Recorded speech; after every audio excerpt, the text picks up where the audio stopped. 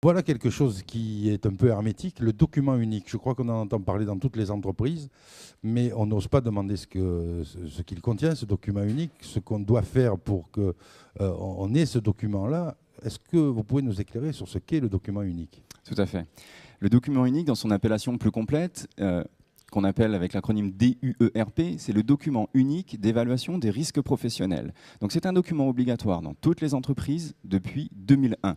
C'est un document que l'employeur doit présenter au CHSCT et qui doit contenir une évaluation des risques, un inventaire finalement, un inventaire des risques professionnels dans l'entreprise, par unité de travail, par métier, par service, pour pouvoir établir un plan d'action, un plan de prévention pour respecter l'intégrité physique et mentale des salariés. Alors les risques professionnels, quand on est dans l'industrie, on sait bien l'environnement de l'usine, on connaît les risques professionnels, c'est l'accident, on perd un doigt, on perd une jambe, on perd un bras, très bien. Mais quand on est dans le service, le risque professionnel, quelle catégorie de risque professionnel y a-t-il?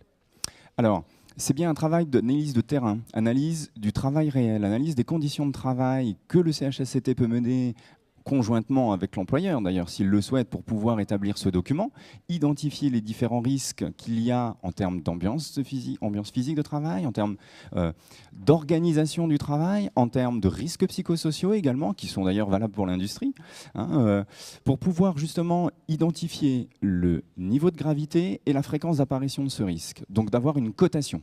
On imagine bien que l'employeur, quand il va établir son document unique et qu'il va avoir recours à tous les experts qu'il peut convoquer pour faire ce document, ne va pas dire « dans mon entreprise, il y a un risque de burn-out ». Alors comment ça se passe dans ce cas-là?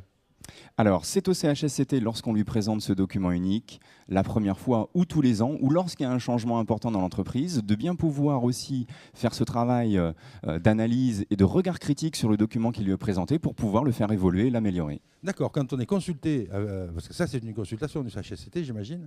C'est une information consultation, oui. Alors, on imagine bien que ce document n'est pas définitif, qu'on donne son avis dessus, que l'avis, comme l'avis du comité d'entreprise, doit être motivé et éclairé, et que ce n'est pas la vérité révélée. C'est un document qui est soumis à discussion. C'est bien ça, il faut bien insister avec nos amis. Tout à fait. C'est un document vivant qui peut être, qui est évolutif, hein, qu'il faut faire préciser, surtout dans sa dimension du plan d'action, parce que un bon inventaire, une bonne cartographie des risques, si on ne trouve pas derrière un plan d'action adapté avec des gens qui prennent en charge une action, des délais hein, qui sont définis, comme un projet d'entreprise finalement, on ne va pas être dans l'état d'esprit du document unique, à savoir agir pour mieux prendre en compte les conditions de travail. Alors j'espère que vous avez éclairé sur ce qu'est le document unique, puisque dans ce document unique, il y a tous les risques professionnels. Donc n'hésitez pas à le demander, à le ressortir, parce que quelquefois, on oublie cette consultation dans l'entreprise, et soyez très critique dessus. Merci. Merci.